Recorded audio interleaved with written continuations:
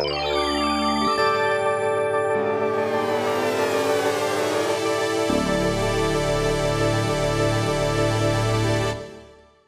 everyone. Welcome to Art Salon. It's my pleasure tonight to introduce Bonney Goldstein, who is a painter for a lifetime. 52 years. 52 years, a curator, an educator, an organizer of art talks in Broward County and Miami-Dade County. She has also been an art consultant for major corporations. She has an MFA from Goddard College in Vermont.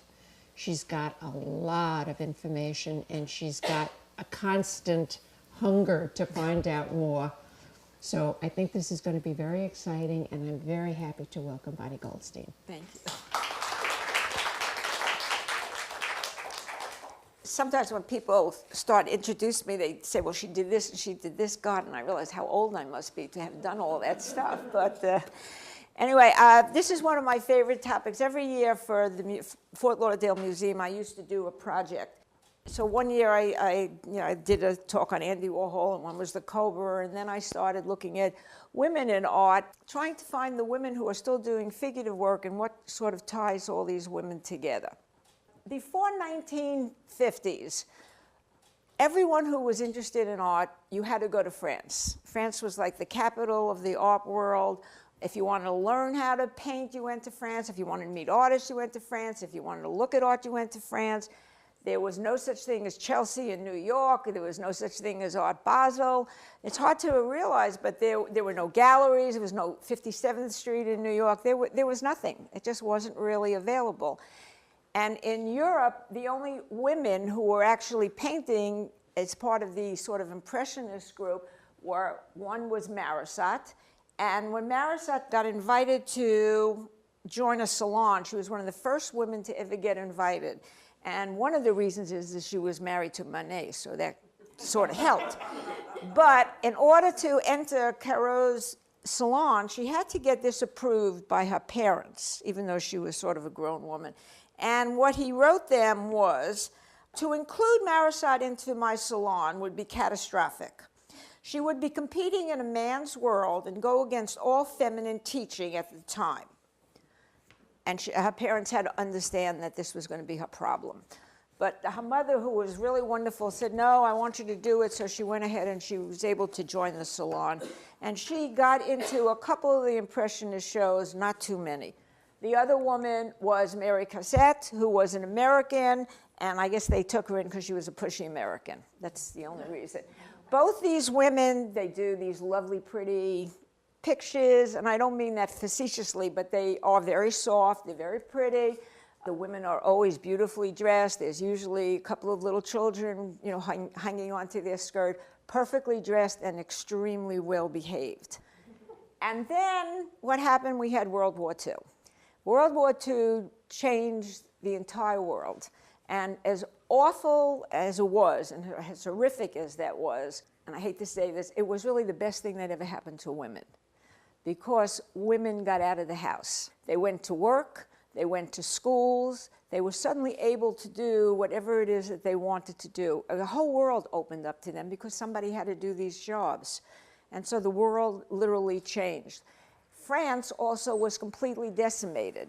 And so the whole art world wasn't in France anymore. So Americans got together and they said, okay, we want to, American artists at the time wanted to do something that was very, very much American, very different. They didn't want to do Impressionism. They wanted to do something that would say, this is America. And so what they came up with was abstract art. We had Hans Hofmann. Of course, we had Jackson Pollock, who was the first one to really break through the ceiling, and he was considered like God. Hans Hofmann, de Kooning, everything was abstract art. And there were almost no women. And then this little woman showed up, Louise Bourgeois, and suddenly she was able to sneak herself in. Now, usually I start this with Louise because I think she was the first woman to ever really break the glass ceiling. However, a lot of people have yelled at me and said, no, you got to do Frida Kahlo. You got to do Frida Kahlo. So I'm kind of rethinking it, but I have added Frida. Now, Frida was in Mexico. She was born in 1907, which was a few years before Louise was born. And most of the art that happened for women was really in the United States. But she was in Mexico, and she was the only woman really painting. It was a very, very macho environment. She was a very, very outspoken woman.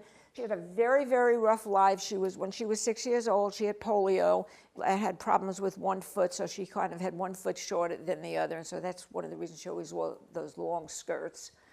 And then when she was 18, she was in a bus accident and spent the rest of her life in and out of hospitals having surgery. A pole went right through her and out the other side. And so her entire life was really, really filled with pain. Besides that, though, she managed to keep up with any man that she could. She drank him under the table. She was a very strong communist, very much into the politics of the day, and she married Diego Rivera twice. She also married a few other people. She also had an affair with Trotsky. She also had an affair with a few women. So, there was a lot of controversy around her.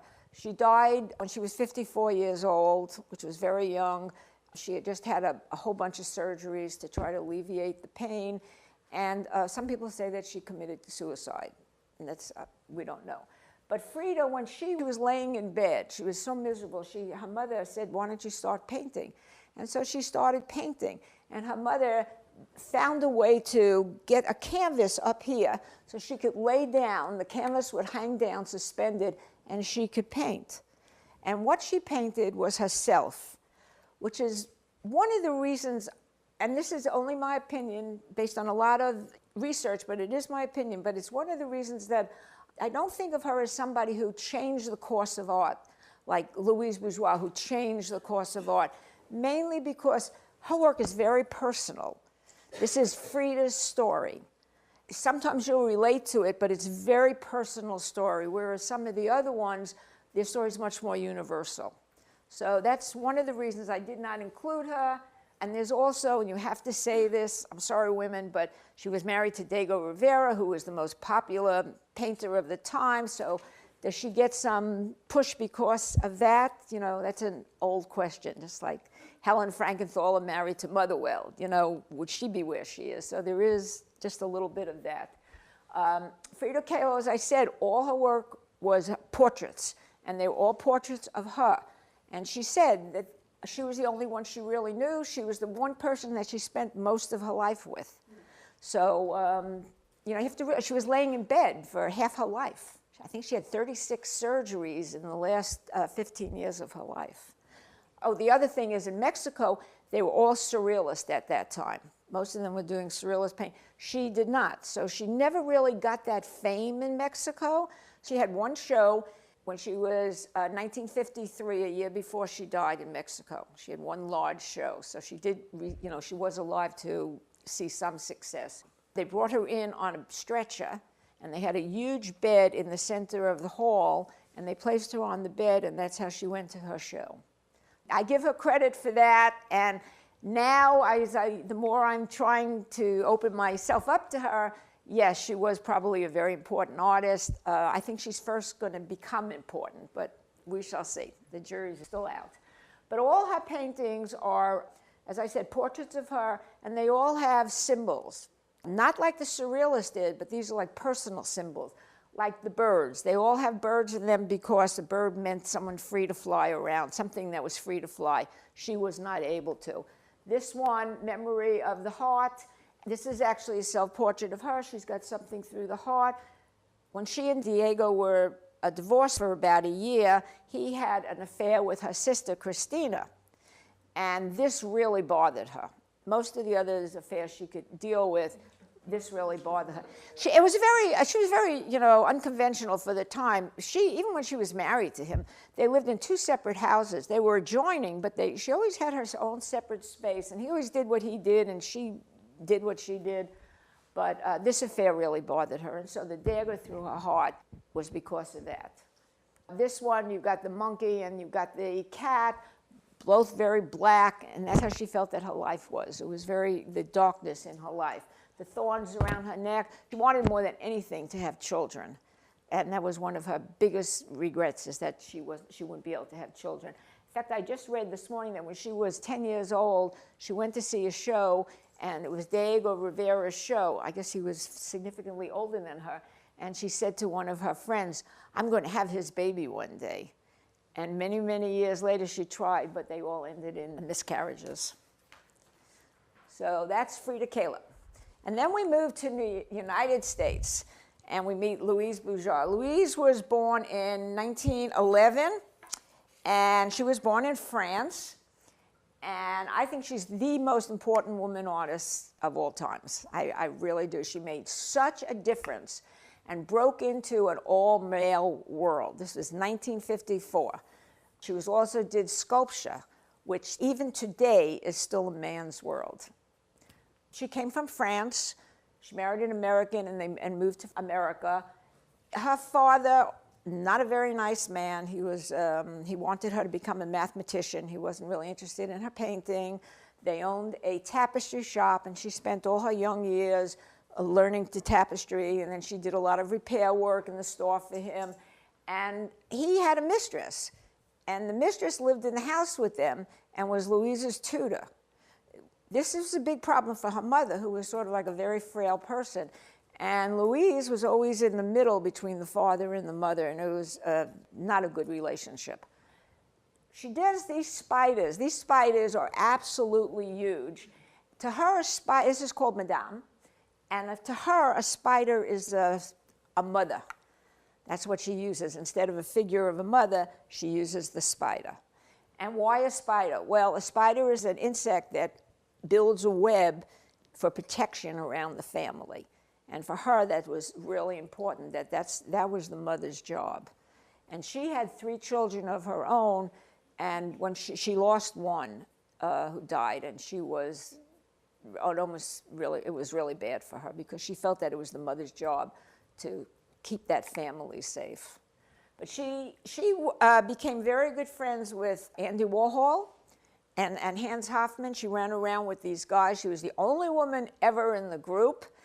And whether you like Andy Warhol's work or not, you have to give Andy Warhol credit for being the only one who brought figurative painting back into the world in the 1950s, because everybody else was doing abstract. He was doing the figures, the Marilyn Monroes and all that. That was so completely different for what was going on at that time. And Louise was very good friends with her, and she wanted to do female figures. She started what is known as confessional art. And all her work is her story. But unlike Frida's, it's universally told. This is one of her sculptures. This is her women. And a lot of her pieces are done in felt. They're done with needles and thread and sewing and all that. And that's because that's what she grew up with. She learned in it. But she didn't want to show the little mother sitting on a nice table with her 2 children around her. She wanted to show women pregnant, women as they age, sort of the gooiness of women, and not just, this beautiful woman. This is an incredibly great piece. I love her work. And she, huge. All her work is huge, yes. That spider, I saw that at the Guggenheim. When you walk in, I don't know how many of you have ever been there, but it is huge space, that entrance. That spider filled that entire space. So you walked into that spider, which is what she wanted. She wanted you to feel protected by that spider. But she was the first person doing this. She's the first one who really laid out a truth about a lot of women's issues. And I give her, she was the only one doing it. It was all men and her. This is her drawings. One is called The Good Women, and the other one is called In Her Mother, and that's the woman who's pregnant, and she wanted to show you that when you're pregnant, you're sort of tied around this child all the time. It's a 24/7 kind of a job, and it's a very difficult job, and your breasts kind of fall down, and your stomach gets this way, and you're just a vessel. Compare that to Mary Cassatt as it's very, very different. She also did these enormous rooms. This room is called Destruction of the Father. I don't know how many of you have Sunday night dinners when kids were little and you all sat around the table, or Friday night dinners, or whatever night you all sat around, and sometimes it'd be very quiet and nobody knew what to say. And she was very uncomfortable, and they had to have dinner together as a family with her mother and the mistress. And the whole family. And so dinner time was not really, fun. And this represents the family all sitting around the table. And in the center, it was her father.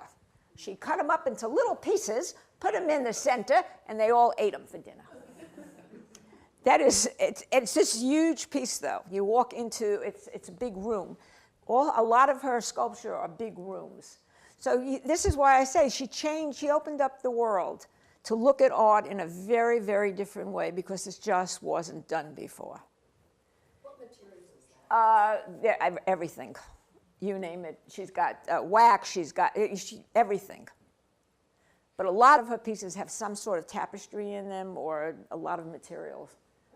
Louise Bourgeois, before I forget, she had the first woman to ever have a show at MoMA in New York. The first woman. It was 1982 when she had the show, and she got to see her success, which is really amazing. But the first woman to show there. This is Alice Neal. Alice was born in 1930. Also had not a very good life. She really, she made very poor choices, as they say nowadays. She married a Cuban painter, and he took her to go live in Cuba. She lived with him for a while there when everybody was doing surrealism, and that wasn't anything that she was interested in. Her politics were a little off, so she had trouble relating to other people. She had 3 children, and one of them died. And when that child died, she was devastated, and she finally convinced him to take her home. So he took her and their 2 remaining children back to America. And then about a year or 2 later, he took her 2 children and disappeared. And so she was left with no children. And she ended up in a mental hospital, very, very damaging to her. And even in the hospital, she spent most of her time painting and drawing. Well, when she got out, unfortunately, she made another bad choice, and then she made another bad choice, and by the 4th bad choice, it was an alcoholic, and he destroyed over 100 pieces of her work. She also had a show at MoMA. Unfortunately, it was 10 years after her death, so she never really experienced, her own fame. And I don't think she's where she's going to be even at this point. I think her reputation is still growing. She wanted to handle figures very, very differently. She wanted to do people, not just, a portrait. She wanted to do people, and she wanted to do their inner self. She didn't care so much about the art. She didn't want to make them look pretty, and she didn't care about that. Most of them, she didn't even care about the background. She just didn't bother putting it in. She just left it white. She wanted to show the soul of a person. This one on the left is such a good Andy Warhol, and that's after he had his surgery. And he had to wear the brace around and his body was sagging and everything. And so she really got to him. I think she did a fabulous job. And the one on the other side is a self-portrait of her. This is what women look like. And she showed herself.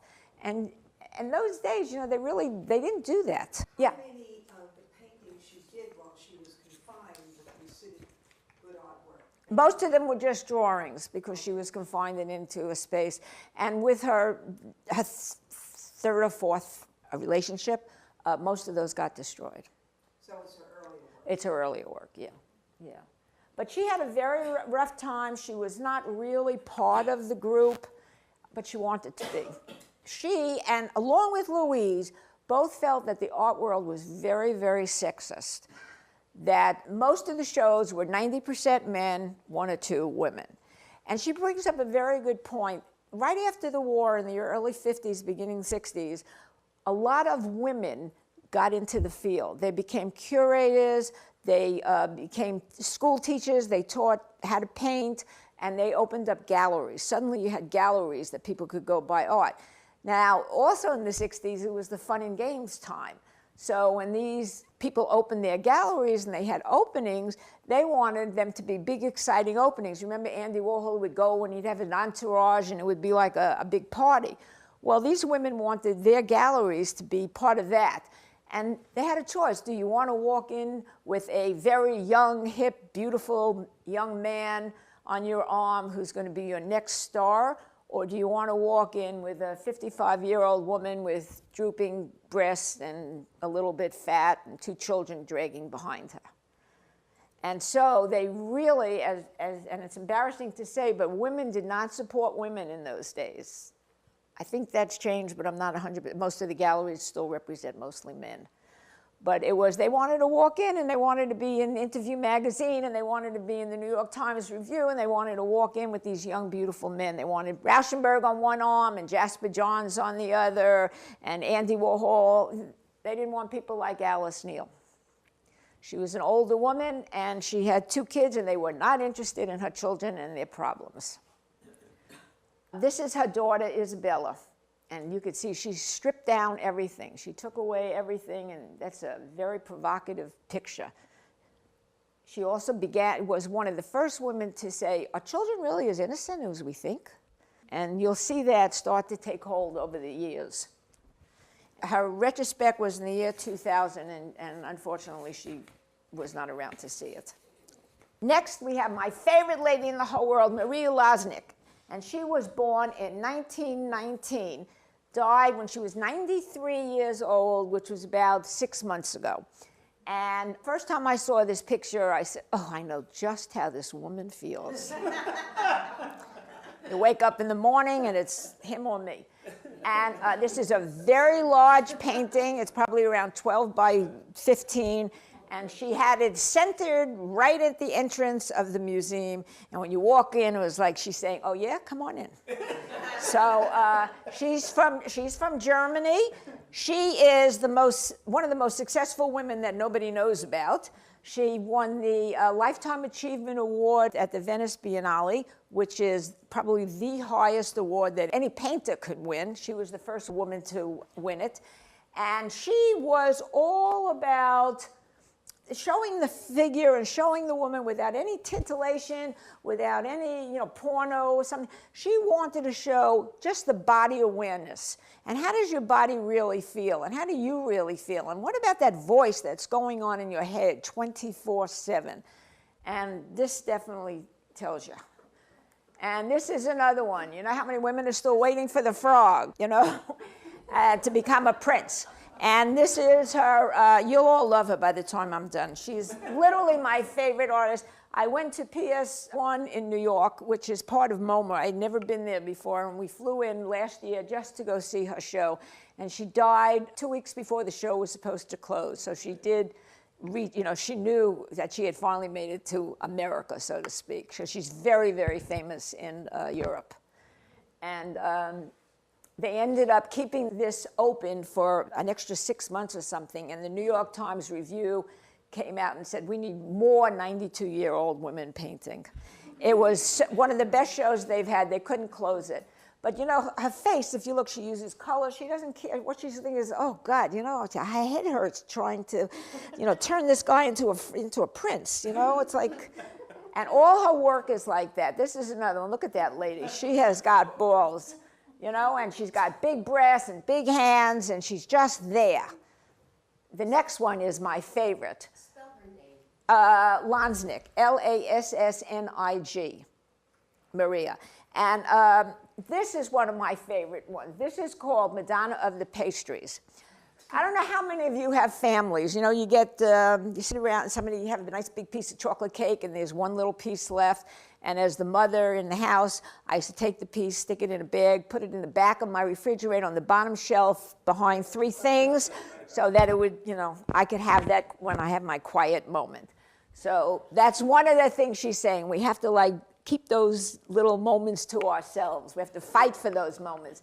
The other thing that this piece is about is the voice in her head. Should I be one of those mothers who does the cookies and goes to all the schools and does the school bake-offs, or should I go to work, or that thing between God, am I going to be a mother, or am I going to be a housewife? And she was always in constant thinking about that. And all the ladies, you know, she has to sort of not only listen to her own mind, but she has to listen to the other women behind her say, you should be doing this, or, you know, what do they think of me? Great piece. This was such a fabulous show. And as I said, she died last year, and I miss her. Another one of my favorite ladies is Ida Applebrook. And she was born in 1929 in New York. She went back to learn about art when she was about 45 years old because she had to support herself and her daughter. And all her work is these little tiny, like a lot of repetition and a lot of almost like cartoons, which were becoming very, very big in the 60s. And they're very, very simple pictures. Everything is scaled down to the most simplicity it could be. And she said, this is like, you know, when you're born, you come in the middle of a story. You know, your family's already going on, and then you're here. So you really don't ever know the beginning. And then you die, so you really never know the end either. And to her, that's life. We walk in, and we're in the middle of something, and we never get to see the beginning or the end. And so all her pieces are, we don't know, are we in the beginning of the story, or are we at the end of the story? And actually, what is the story? We are so flooded with images all the time. Every time you open your eyes, there's another image floating at you, whether it's the TV or the computer or Google, or, you know, it's constantly have all these images flashed in your head that you have become totally desensitized. And that's what she's saying. We see too much that we actually don't see anything. So she is literally saying to you, I want you to stop, and I want you to look at this and tell me what it's about. And so she won't tell you what her pieces are about. You have to figure them out yourself. And sometimes she'll move them around because that's what life is. You know, sometimes it's a lot of things 1, 2, 3, and sometimes it's 1, 6, 5, and 4. You know, things don't always go in order. Sometimes something happens that throws the, you know, you have your whole day planned and something happens and, you know, it's number 3 and you still have to do, you know, number 1 and 2. So all her work is actually what it's about, especially as a woman. You don't know anything about the story. She had a rough life also. Was also in a mental institute for a while. She and her daughter, Beth B., did a video called Belladonna. And there's one line, and you have 5 different people saying the one line. You have a little child. You have Goebbels, who was one of Hitler's guys. You have Steinberg, who was one of the worst child molesters in New York in the 80s, Steinberg. And then you have this beautiful angelic-looking person, and then you have just a young man. And they all keep saying it. And when you hear something out of one person's mouth and then you hear it out of another, it's like, it really is mind-boggling. And she says, this is what we have leaving our children, our prodigies. We got Fendi shoes and Jimmy Choo. And if you look around, I'm telling you, shoes are now becoming this huge thing. I don't know how women got sucked into this shoe deal. If you've ever tried on these Louboutins, you can't walk in them, but yet all these young girls are walking in them. They've become such a symbol. You know, the red heel is this huge symbol. People are paying $3,000 and $4,000 for a pair of shoes. And this is what we've left. This is how our children, this is what females, this is what we fought for. And this is our prodigy. She is actually still alive. I love this woman. Okay, Hedwina Pendel. She was a little bit younger. She was born 1944.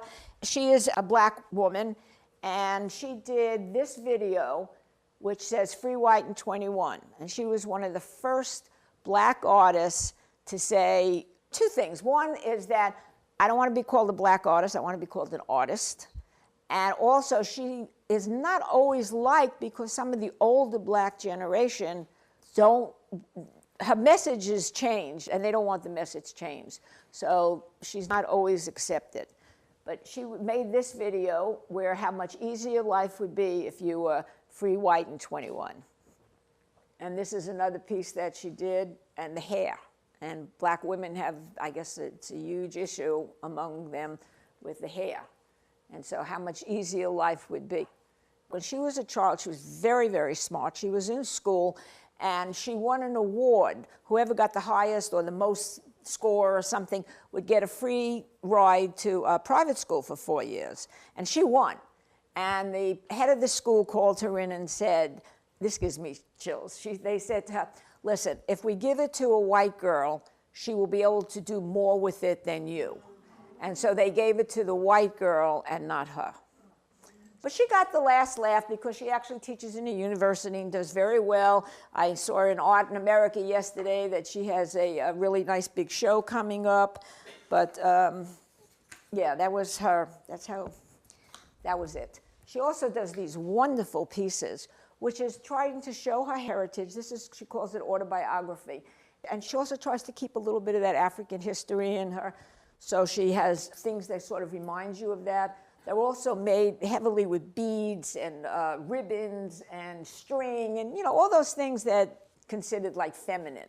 Does very well. Okay, a little bit older, 1945, Susan Rothenberg. Susan Rothenberg was born in the United States, didn't want to do abstract and didn't want to do realist. So what she did was combine the two. And she just tried to show, she wanted to show you the feeling. She didn't really care whether it had the arms and legs attached. If you look at this one, it's called Crying. She said the only thing that you see when a child's crying is the hands and the eyes, so why bother putting the rest of the figure in? She's married to Bruce Nauman, who's the most well-known video artist in the world. So they live a very quiet life in Montana. They work 24/7, and this is what she does. She's very contemplative. Her work is done very, very simply. She doesn't use a lot of color, and she just puts in what's important. And I love this one. And it's just the hands, because they're playing, I guess, dominoes or cards. Yeah, and what do you need the rest of the body for? So her work is really just about showing the feeling behind something. Okay, Marlene Dumas. She is 1953. She's the most famous lady of all that nobody knows about. I love her work. Anyway, she is from South Africa. She lived during apartheid. As I said, she was born in 1953. She did not see a TV show or a magazine until 1976 because they were very careful of what everyone could see because they didn't want them polluting their minds. So she had a very, very kind of a sheltered childhood. When her father died, she was only 8 years old, and life was not quite that easy for her. When she finally could get away, she wanted to study American art. So she went to Halifax. Why she went to Halifax, I still can't figure that out. Why didn't she come to America? But she went to Halifax, where she still lives. She doesn't go to the party. She's not in the limelight. She's not a celebrity. She just wants to stay home and work. What she tries to do is take something and take it down to its simplest form. And she was one of the first women, actually one of the first people, to ever use source material. And what she does is she takes articles from newspapers. She loves, of course, newspapers and magazines now because she never had those as a child. But she takes it, she strips everything down, gets rid of everything except the image. And then she leaves you with this haunting, haunting look and tells you, okay, tell me the story. And she almost like wanted to show you the human condition. And a lot of her pieces are just done in this black and white. You remember when we used to, I don't think they do it anymore, when you had the first televisions, when you shut the TV off, they went to blue and white for a second. That's why a lot of her work kind of fades into that blue and white. Now, does anyone, I didn't put the name on this for a reason. Does anybody know who that is? Marilyn Monroe. This is the original picture that was taken from the Times Magazine of Marilyn Monroe. She gets rid of all the glitz, all the glory, all the face paint that they put on her, and she shows you something which she calls, instead of a portrait, she calls it a situation. And this is like a shot, a situation of death, period, with everything removed. But when I saw that, I couldn't believe it's Marilyn Monroe. But if you put the hair color back and the makeup on, one of my favorite ladies. Very hard to find her work. She is extremely non-prolific, and you can't even get them in auction. They're very difficult to find. These are her two most famous paintings. Remember I said before Alice Neal was beginning to wonder, you know, are children really as innocent as we think? Okay, she considered herself the anti-cassette. She was the total opposite. Here are two children. Both these pieces are in the Museum of Modern Art in New York. The cover-up is a child hiding or exposing. She's asking you. The child on the right Is she just finished playing with finger paint, or has she just had her hands in a bowl of blood? Very, very spooky paintings, but you could see the same simple blue and white, very clean. These are actual photographs that were in a newspaper or a magazine. She just took everything out. She took all the color rates. She took the background down, and she left you with just the image. If you think of this, and then you think back to Mary Cassatt, not even the subject matter, but just all the color and the background and all that, and then you see some of these new ones, you realize they're cutting all that out. Everything, the superficial, they're getting rid of. She also wanted you to look at it and come up with the story. You tell me the story. She's asking you to look. Just take a second and stop and look, because unfortunately we just don't anymore. I would do anything for one of her paintings, and you can't even touch them. Okay, the next one is Sharon Neshat. She was born in 1957. God, I was getting married by then. She comes from Iran. You all know what YouTube is and TED Talks are. She does a TED Talk. She is the most gorgeous, well-spoken, beautiful woman I have ever seen. She's the idea of class. She's just an absolutely pleasure to listen to. She's what every mother wants their daughter to turn into. I listened to her once. She came from Iran. She fortunately was with a very wealthy family. She is not allowed to go back now. She's on the not allowed entry list. So she considers herself a person without a home. And she travels here, there. She has like 3 or 4 places where she goes, but she can't go back to Iran anymore. And she tries to tell the story of the Muslim woman and what has happened. And if you look at the ears, you know, that's the barrel of a gun. And all the writing on her face, there's a story to tell, but there's also a gun in the back of her head. So what can she say? And then this one also, that's the butt of a rifle that's dividing it. And she tries to understand a little bit about martyrdom and what that whole thing's about. She has a very difficult time with that. And being a Muslim woman today is, you are really caught between a rock and a hard place. Her work is very powerful. She does unbelievable videos. And there's the woman who's got something to say. And the writing is done in Persian, because Iran used to be Persian. And then, for her words, is then America and England came in and got rid of their elected president and put the mullahs in, or who's ever there now, and now they're stuck with them. Because Iran used to be a very forward-looking country, and the women were very educated, and you know, if you look at it now, it's really changed. And this is their story, and you can't tell it. And so the writing is on Persian because it's not Persian anymore. And she lives mostly in the United States, though. Okay, Lisa Yuskavage. Total opposite. Okay, and she was born in 1962. There, suddenly around the 60s, something happened. The 60s, late 60s, early 70s generation, the flower children, the free sex, women had birth control. You know, the world kind of went its own way. And Lisa Yuskavage, there are 2 bad girls of art. Lisa Yuskavage is one of them, and Tracy Emin is sort of the other. Lisa Yuskavage went to Yale. She's an American girl, and a lot of feminists do not like her at all. They think she's making fun of women. They think she's belittling her. I don't believe that. I think she is saying that this is the ultimate fantasy. Is it the ultimate fantasy of the male? Or is it the ultimate fantasy of the woman? Have women bought the whole, you need big breasts, you need to get a tummy tuck, you need your face lifted? Have women bought into that? And that's the question she's asking. If you get off a plane going into Miami, I got off a plane recently, and I looked up, and there's this huge billboard, and it says, make your first stop a Brazilian butt lift. And it's like, you know, you're kidding, you know? And then they had a before picture and an after picture, and I'm telling you, I would have taken the before in a second, but you know, have women actually bought this? And so and the other reason women don't like her is because most of her work is sky high. I mean, she went from college to fame immediately because she is very well collected with baseball players, football players, basketball players. They love her work. And these are enormous pieces But she also, you have to give her credit. Her ability to paint is phenomenal.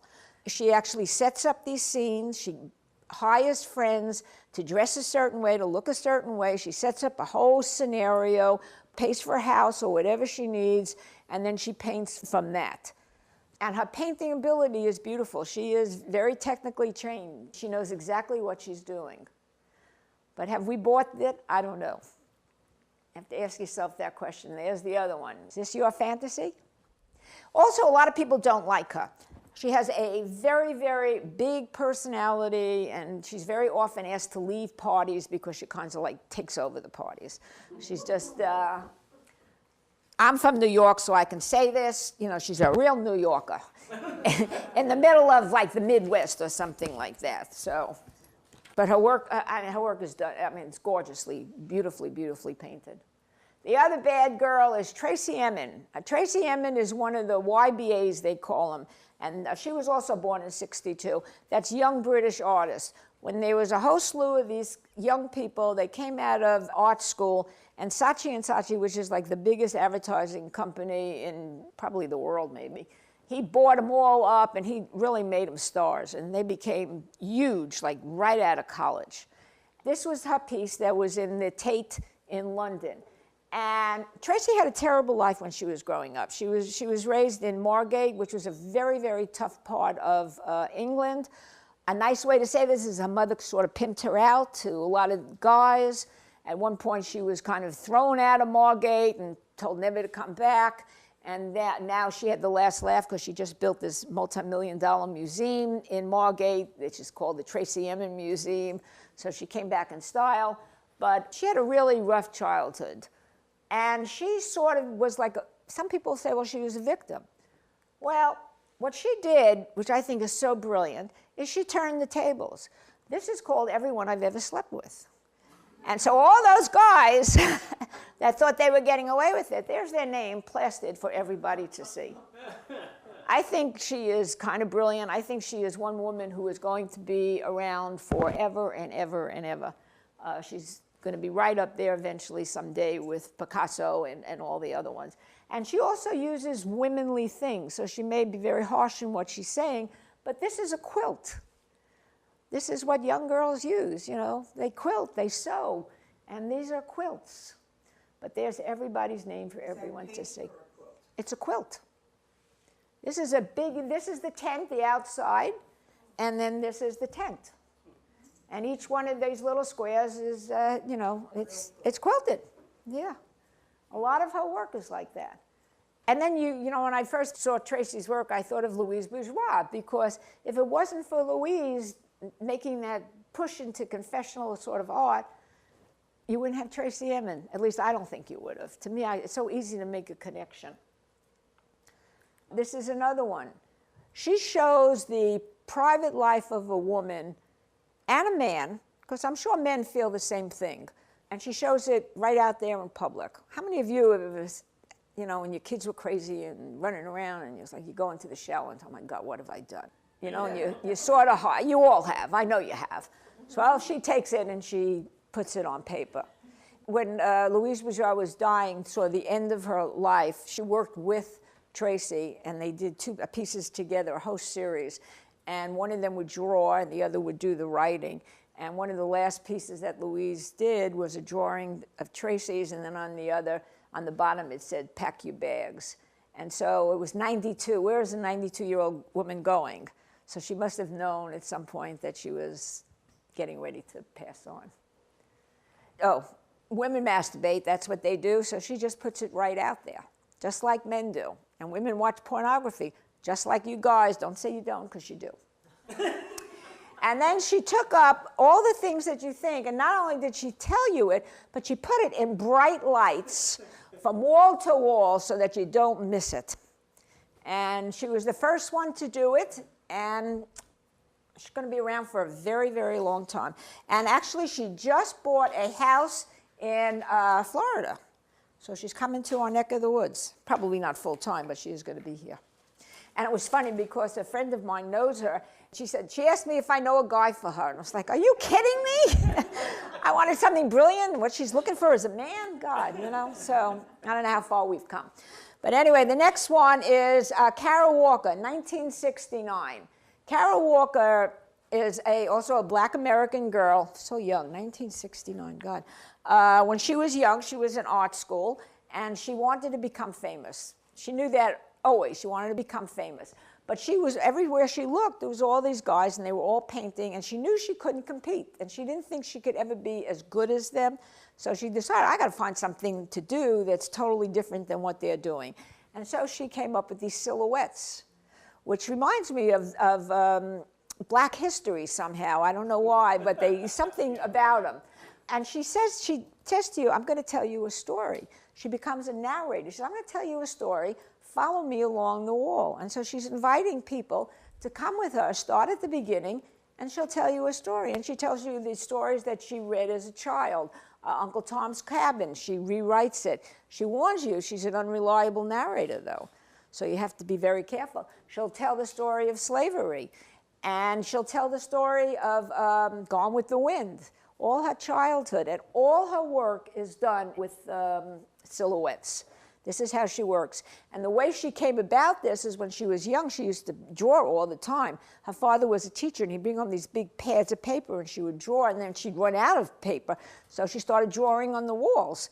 And so her father said, oh, go ahead and do it. And her mother, God bless her, let her draw all over the walls. So between not wanting to paint, not thinking she can compete as a painter, and having already done the walls, she was ready-made for this.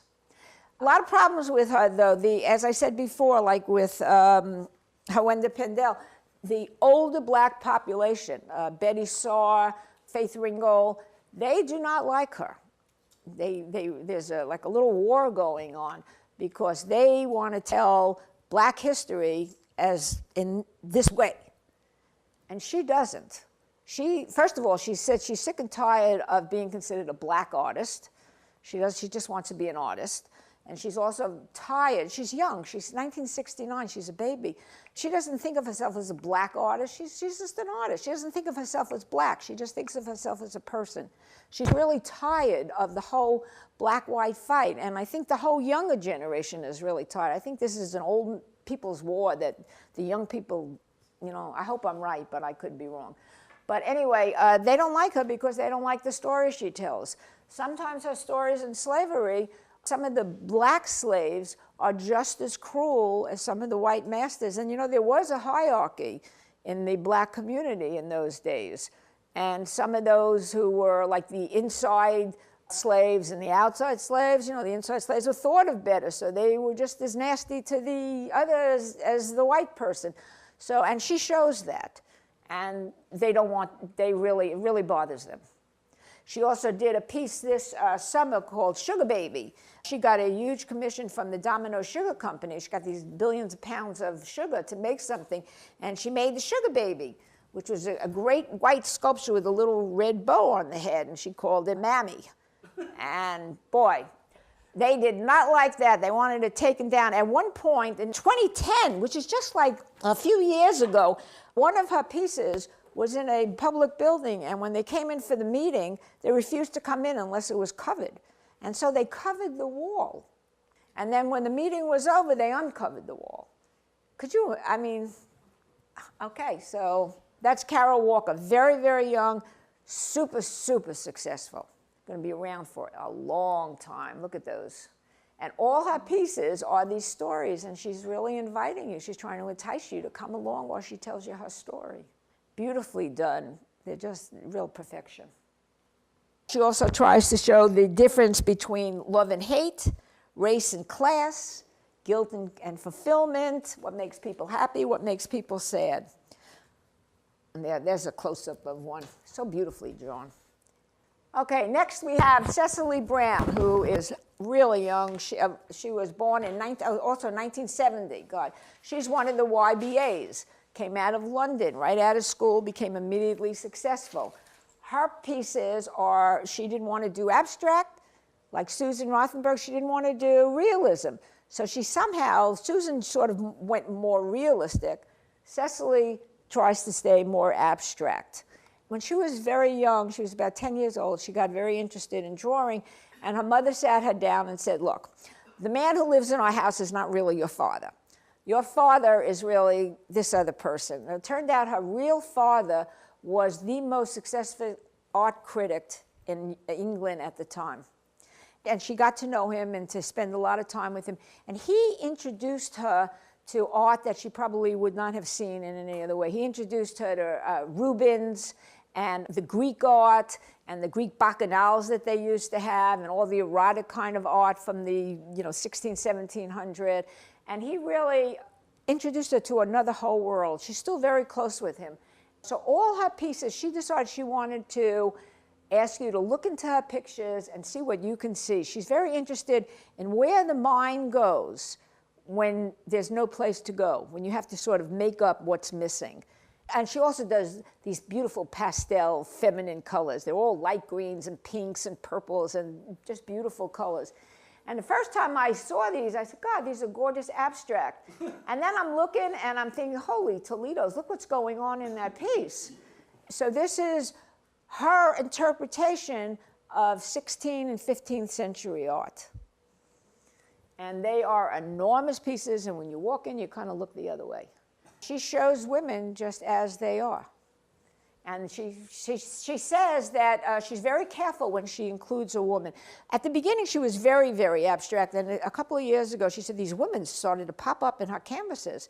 And she decided that she feels that right now women are becoming more important. They're also showing up more in paintings, period, whether male doing it or a female doing it. And she wanted to be part of the conversation. So she started adding a lot more women in her pieces. And she tries to be very careful that she doesn't make them look like victims. And they don't look like victims. They look like they're having the party, and the guys are just sort of invited. And this is another one. And if you notice, this is called the New Louboutins. And there is her shoes. And it's like, oh, my God, even Cecily Brown is doing shoes. So between the breast implants and the Brazilian butt things, where you have Louboutin shoes. And so you see her work is very, very open. It's very, very loose. It's very interpretive. Come and look and tell me the story. What's happening in this picture? And she really wants you to stop. Just stop for 1 second and look at something. And we are just, again, she also is one who thinks there's just too many, we're bombarded with too many images. We don't see anything anymore. It just is too fast. I happen to agree with her. Jenny Seville. Jenny Seville is very, very young, and she is actually the youngest, 1972. And she's my favorite artist at all. The Norton Museum had a show of hers about 2 years ago. And her whole thing is, guys, look what women are doing to themselves. We are undergoing plastic surgery. Do you remember you used to go to Tupperware parties? Well, now you go to Botox parties. That's what's happened. It's just, this is what we're doing. And she spent a lot of time in working with plastic surgeons. She went in and she watched the surgery and she watched what was happening.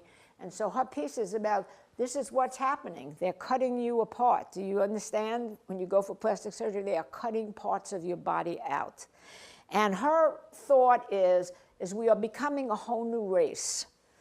We're going to have male, we're going to have female, and then we're going to have this thing that's put together. I mean, if you're a man and you want to become a transgender, you can do that now. If you want big breasts, you can do that. They are giving 16-year-old girls breast implants for their sweet 16. Could you imagine? I have two neighbors who are gay and they want to have a child. Great. So I saw him. I said, are you getting excited? He says, yes, I'm going on our ultimate shopping trip tonight. And I said, where are you going? They said, we're going to pick out our baby. I said, is it born yet? And they said, oh, no, we can look at these pictures that we're working with a doctor and a geneticist, and they'll tell us what these children are going to look like when they're born, including probably they have a 99% chance of whether it'll be a male or a female. It's so down to a science now so they went shopping, and they picked out, they wanted a little girl, they wanted someone with brown hair. I mean, they picked out exactly what they want, which is, if you think about it, I mean, we are creating a whole new race. And her paintings show it. She also went to Cleveland, and she was amazed at all the heavy women she saw. And she said, you know what? This is what we look like. And so she uses these very large canvases. This was one of the pieces, I think, that was at the Norton. And these women, I mean, they're huge. And this is it. Go ahead, ladies, look, because this is what women look like. We do not look like what's on TV. You know, some of these shows, if you look at them, I never look like that. And this one is a young girl with the blood and the face ripped up. So she's asking you to see, this is what we are doing. This is the first year that a woman has been part of like the 25 top artists of the year of 2014. Jenny Seville was the first woman to make the list. She's saying something that's so new and so different, and she's bringing so much attention to it that she's got to get points for it. Plus her painting ability. She's very well schooled. She has a traditional background. She knows how to draw. I mean, her ability to handle paint is phenomenal. So she's got it all. And she's like Andy Warhol was. She's a step ahead and showing you this is what it is right now. Beautiful work. And there's a young girl who just had her face done and her eyes done and her mouth done. Great artist. Okay, the other one is Wageshi Mutu. She also has the same thought that this is what we're doing. Wageshi came from Kenya, and she came to the United States, and her country was colonized many, many times. So she says she doesn't even know who she is anymore. You know, what's a Kenyan? They don't know what they are anymore. They're so heavily influenced by all these other countries that keep coming in and taking them over. So she's trying to figure out who she is. She's strictly a source artist. She uses all magazines, and she cuts up these thousands and thousands of little tiny pieces and puts them together. This is not a painting. This is thousands of pieces of little tiny cut up pieces of paper, all from magazines. She uses the beauty magazines, and she uses motorcycle magazines. I don't know how she got those two together, but that's what she's got. And she shows, you know, whatever is beautiful is really, you know, if you look really close, you realize that the hands are cut in half so that they really hurt, or there's something growing out. You've got two legs growing out of it.